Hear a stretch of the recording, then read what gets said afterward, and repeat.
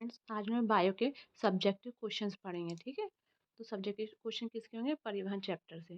पहला क्वेश्चन है, परिवहन क्या है? ठीक है, परिवहन क्या है इसके बारे में देखेंगे। परिवहन, इसका आंसर होगा समस्त उपयोगी पदार्थों को उनके मूल स्रोतों से शरीर की कोशिकाओं तक लाना। ठीक है, समस्त उपयोगी पदार्थ, पौधों के जितने भी उपयोगी उपयोगी पदार्थ होते हैं उनके मूल स्रोतों से शरीर की अन्य कोशिकाओं तक लाना।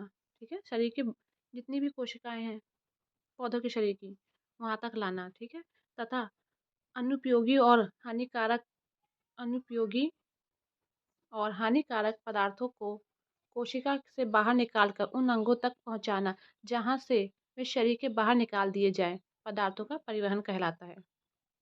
ठीक है, इसमें क्या कहा गया है?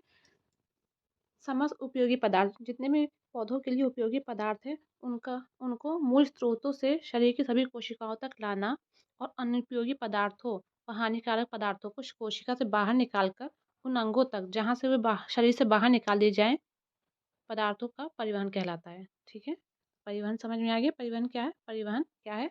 उपयोगी पदार्थों को सभी कोशिकाओं तक पहुँचाना और अनुपयोगी और हानिकारक पदार्थों को उस स्थान तक पहुँचाना जहाँ से वो बाहर निकाल दिए जाएँ, पदार्थों का परिवहन कहलाता है। ठीक है, नेक्स्ट पार्ट है इसका, परिवहन तंत्र। ठीक है, परिवहन तंत्र क्या है?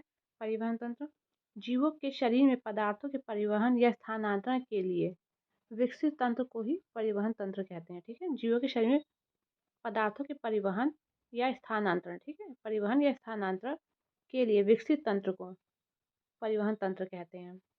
दूसरा पॉइंट है, पदार्थों के परिवहन की व्यवस्था सभी जीवों में रहती है। ठीक है, पदार्थों की परिवहन की व्यवस्था सभी जीवों में रहती है। नेक्स्ट है, विसरण की क्रिया द्वारा एक कोशिकीय पौधों में पदार्थों का परिवहन होता है। ठीक है, विसरण की क्रिया द्वारा, ध्यान रखिएगा, विसरण की क्रिया द्वारा एक कोशिकीय पौधों में पदार्थों का परिवहन होता है। ठीक है, नेक्स्ट क्वेश्चन है, संवहन ऊतक से आप क्या समझते हैं? ठीक है, संवहन ऊतक से आप क्या समझते हैं?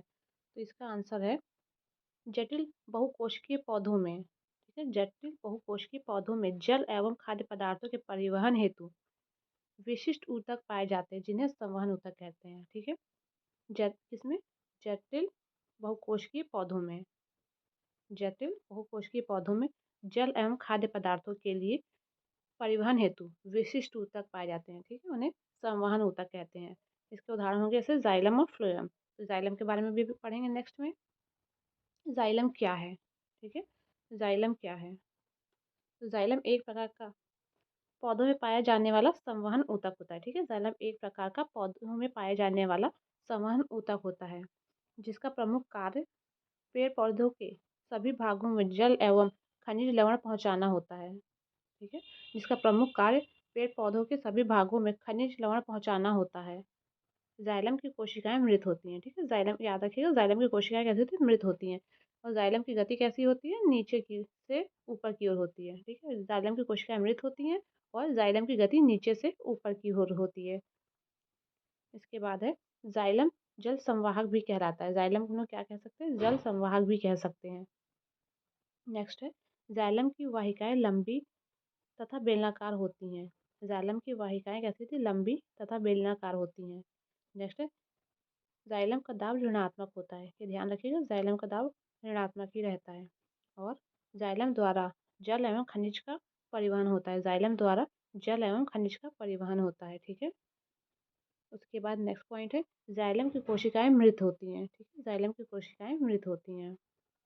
जाइलम में जल एवं खनिज लवण का संचलन ऊपर की ओर, यानी कि एक दिशा ही होती है, नीचे की ओर नहीं, सिर्फ ऊपर की ओर होती है, इसलिए इसको एक दिशी भी कहते हैं।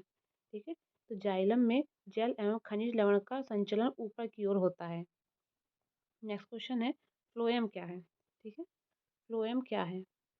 फ्लोएम के बारे में देखें इसका आंसर। फ्लोएम एक प्रकार का पेड़ पौधों में पाया जाने वाला संवहन ऊतक है। ठीक है, ये भी एक प्रकार का क्या है? संवहन ऊतक है। फ्लोएम एक प्रकार का पेड़ पौधों में पाए जाने वाला संवहन ऊतक है, जिसका प्रमुख कार्य क्या है? पेड़ पौधों के सभी भागों में भोजन पहुंचाना है। ठीक है, इसका कार्य क्या है? पेड़ पौधों के सभी भागों में भोजन पहुंचाना। फ्लोएम की कोशिकाएं जीवित होती हैं। ठीक है, फ्लोएम की कोशिकाएं जीवित होती हैं। जाइलम की क्या थी? मृत कोशिकाएं थी, लेकिन फ्लोएम की कैसी होती है? जीवित कोशिकाएं होती हैं। फ्लोएम की गति सभी दिशाओं में रहती है, ठीक है? फ्लोएम की गति क्या रहती है? सभी दिशाओं में रहती है। जैसे जाइलम की थी, एक दिशा थी, वो ऊपर की होती है, लेकिन फ्लोएम में क्या होता है? सभी दिशा में होती है। अच्छा, फ्लोएम के बारे में कुछ पॉइंट देख लेते हैं। फ्लोएम भी संवहन ऊतक है, ठीक है? फ्लोएम भी संवहन ऊतक है, जाइलम भी संवहन ऊतक था। ये भोजन का परिवहन करता है। फ्लोएम क्या करता है? भोजन का परिवहन करता है। नेक्स्ट पॉइंट है, इसमें चालनी नलिका पाई जाती हैं, ठीक है? इसमें कैसी चालनी नलिकाएं पाई जाती हैं। नेक्स्ट है, फ्लोएम का दाब धनात्मक होता है, ठीक है? फ्लोएम का दाब कैसा होता है? धनात्मक होता है। जाइलम का कैसा था? ऋणात्मक था, और फ्लोएम का धनात्मक है। नेक्स्ट है, इसकी कोशिका जीवित होती हैं, ठीक है? इसकी कोशिका जीवित होती हैं। यह खाद्य पदार्थ का परिवहन पत्तियों से पौधों के सभी अंगों में करता है, ठीक है? यह खाद्य पदार्थों का परिवहन पत्तियों से लेकर पौधों के सभी अंगों तक करता है, ठीक है? यानी कि खाद्य पदार्थों को पौधे के सभी भागों में पहुंचाता है। नेक्स्ट है, फ्लोएम में खाद्य पदार्थों का परिवहन ऊपर और नीचे दोनों की ओर होता है, ठीक है? फ्लोएम में खाद्य पदार्थों का परिवहन ऊपर और नीचे दोनों की ओर होता है, ठीक है? इसलिए इसे द्विदिशीय कहते हैं। फ्लोएम में खाद्य पदार्थों का परिवहन ऊपर और नीचे दोनों ओर होता है। नेक्स्ट है, पौधों में सुक्रोज, ठीक है? नेक्स्ट क्या है? पौधों में सुक्रोज के रूप में खाद्य पदार्थों का परिवहन होता है, ठीक? पौधों में क्या होता है? पौधों में सुक्रोज के रूप में खाद्य पदार्थों का परिवहन होता है। नेक्स्ट है, पौधों में पदार्थों के परिवहन की दो क्रिया होती हैं, ठीक है? पौधों में पदार्थों के परिवहन की दो क्रिया होती हैं। पहला स्थानांतरण और दूसरा है वाष्पोत्सर्जन, ठीक है? दो क्रिया होती है, कौन सी? स्थानांतरण और वाष्पोत्सर्जन। नेक्स्ट क्वेश्चन है, जाइलम और फ्लोएम में क्या अंतर है, ठीक है? अब इसमें देखेंगे जाइलम और फ्लोएम में क्या अंतर है। सिंपल सा है, जाइलम और फ्लोएम। पहले जाइलम का देख लेते हैं। जाइलम में क्या होता है? यह पौधों में पाए जाने वाला संवहन ऊतक है जो जल का परिवहन करता है, ठीक है? यह पौधों में पाए जाने वाला संवहन ऊतक है जो जल का परिवहन करता है। और फ्लोएम में क्या है? यह पौधों में पाए जाने वाला संवहन ऊतक है, लेकिन ये क्या करता है? खाद्य पदार्थों का परिवहन करता है, ठीक है? ये क्या करता है? खाद्य पदार्थों का परिवहन करता है। जाइलम क्या करता है? जल का परिवहन करता है, और फ्लोएम खाद्य पदार्थों का परिवहन करता है, ठीक है? नेक्स्ट पॉइंट है, जाइलम की कोशिकाएं मृत होती हैं, ठीक है? जाइलम की कोशिकाएं कैसी होती है? मृत होती है। और फ्लोएम की कैसी होती हैं? जीवित होती है। फ्लोएम की कोशिकाएं जीवित होती हैं। नेक्स्ट, जाइलम का दाब ऋणात्मक होता है। जाइलम का दाब कैसा होता है? ऋणात्मक होता है। फ्लोएम का दाब कैसा होता है? धनात्मक होता है, ठीक? नेक्स्ट है, जाइलम की गति नीचे से ऊपर की ओर होता है। जाइलम की गति नीचे से ऊपर की ओर होता है। फ्लोएम की गति कैसी थी? नीचे ऊपर दोनों की ओर होता है, ठीक है? जाइलम में क्या होता है? नीचे की ओर होता है। फ्लोएम में नीचे ऊपर दोनों ओर होता है। और नेक्स्ट है, जाइलम के ऊतक को क्या कहते हैं? दारू कहते हैं, ठीक है? जाइलम के ऊतक को दारू कहते हैं। फ्लोएम के ऊतक को वास्ट कहते हैं। फ्लोएम के ऊतक क्या कहते हैं? वास्ट कहते हैं, ठीक है? तो ये दोनों में अंतर हो गया। नेक्स्ट क्वेश्चन देखते हैं, स्थानांतरण से आप क्या समझते हैं, ठीक है? स्थानांतरण से आप क्या समझते हैं? तो पौधे के एक भाग से दूसरे भाग में खाद्य पदार्थों के जलीय घोल, पौधों के एक भाग से दूसरे भाग में खाद्य पदार्थों के जलीय घोल के आने जाने को खाद्य पदार्थों का स्थानांतरण कहते हैं, ठीक है? पौधों के एक भाग से दूसरे भाग में खाद्य पदार्थों के जलीय घोल के आने जाने वाले को क्या कहते हैं? खाद्य पदार्थों का स्थानांतरण कहते हैं, ठीक है? नेक्स्ट है, वाष्पोत्सर्जन किसे कहते हैं, ठीक है? वाष्पोत्सर्जन किसे कहते हैं? तो इसका आंसर है वाष्पोत्सर्जन का पौधों के वायवीय भागों में, ठीक है? पौधों के वायवीय भागों में जल का रंध्रों द्वारा वाष्प के रूप में निष्कासन, ठीक है? क्या समझ में है? वायवीय भागों से जल के रंध्रों द्वारा वाष्प का निष्कासन क्रिया क्या कहते हैं? वाष्पोत्सर्जन क्रिया कहलाती है, ठीक है? रंध्रों द्वारा वाष्प का निष्कासन वाष्पोत्सर्जन क्रिया कहलाती है, ठीक? उसके बाद है, यह क्रिया मुख्य रूप से पत्तियों में होती है। यह क्रिया मुख्य रूप से पत्तियों में होती है, ठीक? क्योंकि इसमें छोटे छोटे छिद्र होते हैं। यह क्रिया किसमें होती है? पत्तियों में होती है, क्योंकि इसमें छोटे छोटे छिद्र होते हैं जिनको रंध्र या स्टोमेटा कहते हैं, ठीक? तो छोटे छोटे छिद्र होते हैं, उनको क्या कहते हैं? रंध्र या स्टोमेटा। नेक्स्ट है, पौधों के जड़ से चोटी तक लगातार जल की धारा वाष्पोत्सर्जन के द्वारा प्रवाहित होती है। पौधों के जड़ से चोटी तक लगातार जल की धारा वाष्पोत्सर्जन के द्वारा प्रवाहित होती है, हो गया?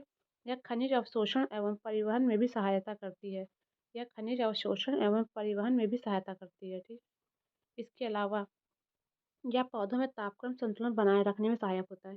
इसके अलावा यह पौधों में तापक्रम संतुलन बनाए रखने में सहायक होता है।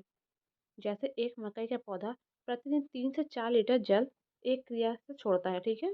3 से 4 लीटर जल एक क्रिया से छोड़ता है, जबकि एक सेब का पौधा इतने ही अंतराल में 10 से 20 लीटर जल निष्कासित करता है, ठीक है। इसमें क्या बोला है, मकई का पौधा 3 से 4 लीटर प्रतिदिन छोड़ता है, ठीक है, जबकि सेब का पौधा उतने ही समय में 10 से 20 लीटर जल निष्कासित करता है, ठीक है। एक पत्ती अधिक से अधिक अपने भार के जल को क्या करती है, वाष्पोत्सर्जन के द्वारा 1 घंटे से कम समय में निकाल देता है, ठीक है। उसके बाद है, औसतन एक पेड़ अपने जीवन काल में अपने भार के करीब 100 गुना जल वाष्पोत्सर्जित करता है, ठीक है। अपने भार के कितने, 100 गुना, ठीक है, करीब 100 गुना जल वाष्पोत्सर्जित करता है। नेक्स्ट पॉइंट है, पदार्थों के परिवहन में वाष्पोत्सर्जन तथा मूल दाब मुख्य भूमिका निभाते हैं, ठीक है। पदार्थों के परिवहन में वाष्पोत्सर्जन तथा मूल दाब मुख्य भूमिका निभाते हैं। उसके बाद है, वाष्पोत्सर्जन और मूल दाब दोनों के फलस्वरूप एक सतत जल स्तंभ का निर्माण होता है, ठीक है। वाष्पोत्सर्जन और मूल दाब दोनों के फलस्वरूप एक सतत जल स्तंभ का निर्माण होता है, ठीक है, जो पत्तियों से जड़ तक का बना रहता है, ठीक है, जो पत्तियों से जड़ तक का बना रहता है। उसके बाद नेक्स्ट है, पौधों में खाद्य पदार्थों का स्थानांतरण। पौधों में खाद्य पदार्थों का स्थानांतरण हमेशा अधिक सांद्रता वाले भागों से कम सांद्रता वाले भागों की ओर जाता है, ठीक है। तो इसका मतलब है कि जहाँ ज़्यादा सांद्रता होगी वहाँ से कम सांद्रता वाले स्थान पे स्थानांतरण होगा पदार्थों का, ठीक है। आगे के टॉपिक को हम लोग नेक्स्ट वीडियो में पढ़ेंगे। तब तक के लिए आप लोग चैनल को लाइक शेयर एंड सब्सक्राइब करते रहिए।